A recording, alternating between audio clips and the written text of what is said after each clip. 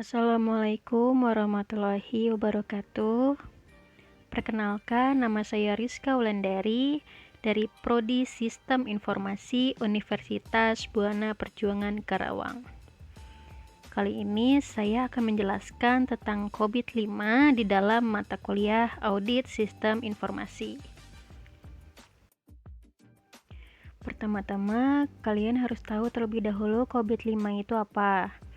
COVID-5 merupakan salah satu framework atau kerangka tata kelola teknologi informasi yang dikeluarkan oleh Information System Audit Control Association atau ISASA. COVID-5 ini merupakan sebuah framework atau kerangka yang baik dalam proses pengendalian teknologi informasi pada seluruh organisasi dalam meningkatkan proses penerapan teknologi informasi.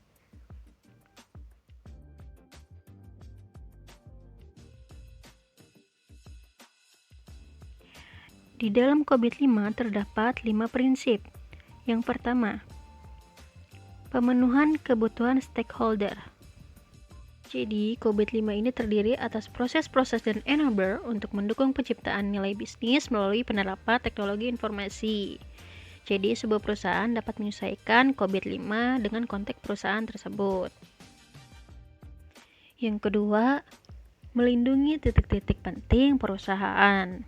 Jadi, COVID-5 ini tidak hanya fokus pada fungsi teknologi informasinya saja, tapi menjadi teknologi dan informasi tersebut sebagai aset yang berhubungan dengan aset-aset lain yang dikelola oleh stakeholder suatu perusahaan.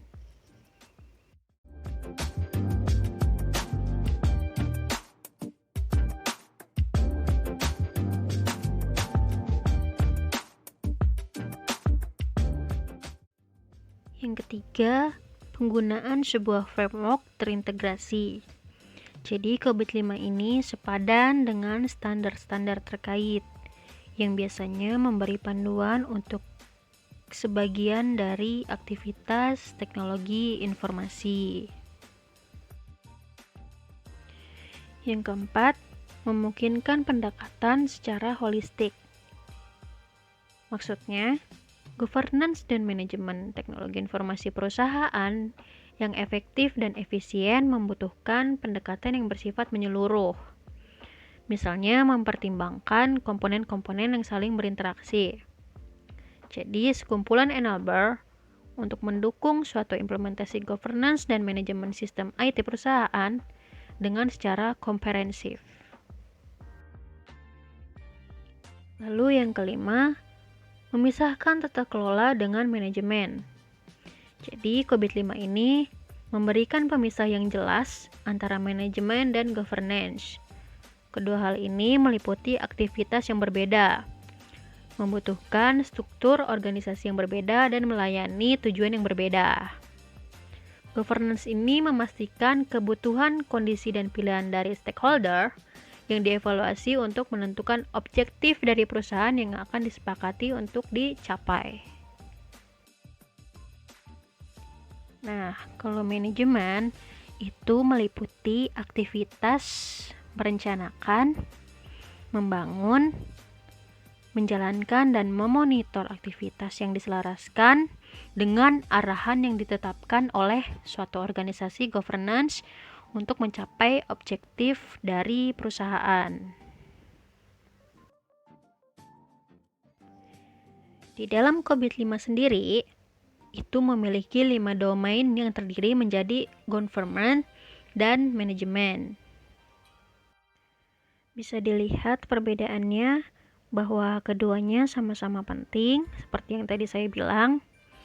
Government ini menetapkan sasaran, arahan, dan mengawasi, sedangkan manajemen yang menerjemahkannya ke dalam mekanisme organisasi yang lebih konkret atau lebih nyata.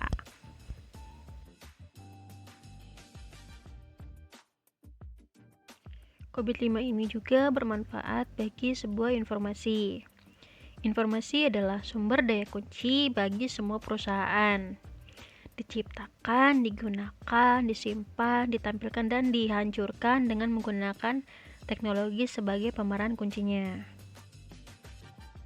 Manfaat bagi perusahaan itu itu dapat memudahkan pemeliharaan kualitas informasi yang ada di suatu perusahaan untuk mendukung keputusan bisnisnya. Dan keputusan bisnisnya itu bisa menghasilkan investasi yang baik dengan menggunakan teknologi informasi yang ada di dalam suatu perusahaan tersebut. Dan itu juga adalah bisa menjadi suatu pencapaian sasaran strategis dan dapat memanfaatkan bisnis penggunaan teknologi informasi yang digunakan menjadi lebih efektif dan inovatif. Sedangkan nilai bagi stakeholder itu didapatkan melalui tata kelola dan manajemen aset teknologi informasi yang baik. Dewan komisaris, pimpinan eksekutif dan manajemen itu juga harus menganggap dan memperlakukan teknologi informasi ini seperti bagian penting lainnya dari bisnis. Jadi, kesimpulannya, COVID-5 ini membantu suatu perusahaan untuk menciptakan nilai yang optimal dari teknologi informasi dengan memelihara keseimbangan antara merealisasikan manfaat dan tingkat risiko yang dapat diterima serta penggunaan sumber dayanya. COVID-5 ini juga memungkinkan informasi dan teknologi yang terkait dilakukan tata kelola dan di manajemen secara keseluruhan untuk seluruh perusahaan dapat menangani bisnis secara langsung dan area-area tanggung jawab lainnya. Oke, sekian dari saya. Mohon maaf bila masih banyak ada salah-salah kata. Semoga bermanfaat. Jangan lupa di like, subscribe, and share ya.